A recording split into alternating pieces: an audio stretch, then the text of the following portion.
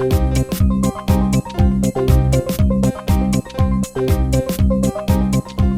learned that friends are those people who will help you, but still allow you to keep your dignity.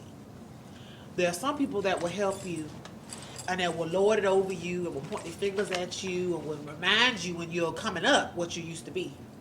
But a true friend is somebody that will let you keep your dignity when you're at your lowest. They will assist you and they will put you in the path to help you, but they won't make you feel no better about it and they won't mention it. And that makes me feel good to know that I now have it in my life and I always didn't. And I see the big difference. Having a good friend is kind of a sense of relief. With my friends, I can call and ask them, oh my God, this just happened, or, girl, I'm going through this, or, I met this guy, or I'm about to take this test, or I just got off the phone with my mom and me and her just went at it. Because a friendship, to me, it can almost be a covenant bond.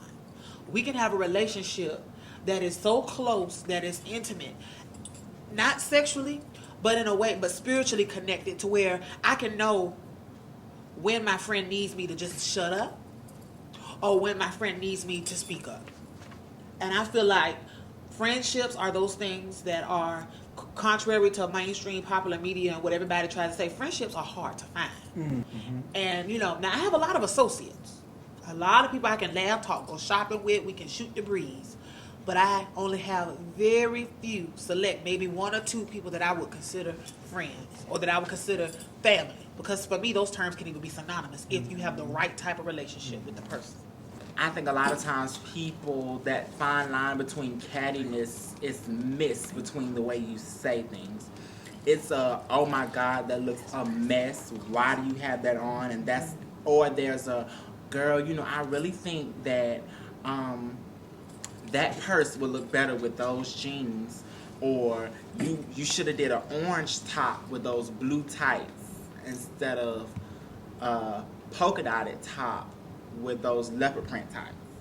So it's a difference in the way that you say things that kind of lets a person miss that catty, I'm a diva, I think I'm better than you, which a lot of the girls are perceived as in the trans community. And so with me, people assuming that I'm this big glamazon walking around Atlanta, and I'm just this, excuse my language, this super bitch just walking around, that I take it upon myself to try to break that stereotype. There's a difference between being a critic and critique and doing a critique. Okay. If somebody asks me how they look and they say, "Oh, y'all, how do you think my sweater look?" I may say, it's not something that I would wear, but then I also try to keep in mind it's not my style either. So I'll look at their style to try to give the feedback, and I'll offer solution. So don't just criticize somebody and then, well, maybe you should do something else. And I think that's the key way to handle a situation. I've also learned now in my relationships that there has to be boundaries in everything when you're dealing with other people, because I may take for granted that because somebody is my friend and we're on a certain level, that we both understand what the definition of a friend is. Just because we're really close to me, we have that same definition. And so I think it's important to have a touch base with your friends, like, well, girl, what do you consider a friend? Because a friend may be, we share a man for some people. Mm-hmm. But I know for me, that might get you cut.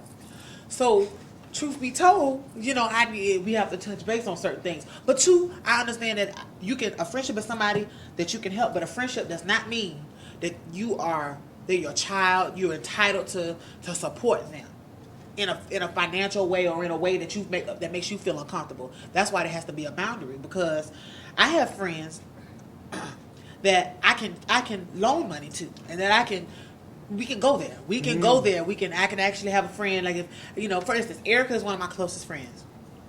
And I consider her my sister. We don't even go by the title friends. And as my sister, if she were to ask me for $10, it would be a big difference than some of my other friends. Why? Because she's already laid down the groundwork to where I know that if I give her money, I'm not going to ask her for it back.